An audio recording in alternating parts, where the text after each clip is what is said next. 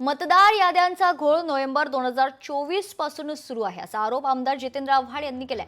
आयोगाच्या वेबसाईटवरून मतदार यादीच गायब झाली आहे। अडचणीत येऊ म्हणून मतदार यादी गायब करण्यात आली असा आरोप देखील आव्हाडांनी केलाय।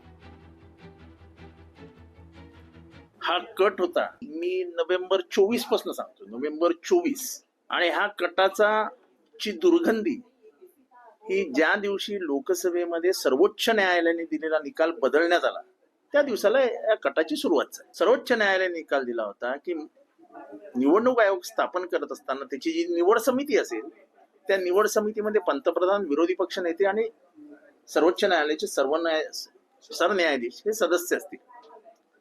हा आपल्याला अडचणीचा ठरेल विषय म्हणून त्यांनी काय केलं, या सत्ताधारी पक्षाने म्हणजे बीजेपी हा संपूर्ण निकाल लोकसभेत नेला आणि लोकसभेत सर्वोच्च न्यायालयाच्या सरन्यायाधीशांना त्या कमिटीतनं बाहेर काढलं आणि 2 मंत्री म्हणजे एक पंतप्रधान, अजून एक मंत्री आणि विरोधी पक्ष नेता, म्हणजे कसं झालं 2:1 नी तुम्ही निवडा, खेळ तिथे संपवला। हा आपल्या लक्षात नाही आलं।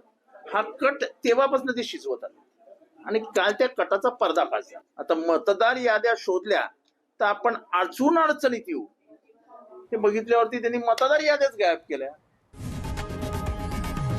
लोकशाही मराठी ऐका, पहा, जागरूक रहा।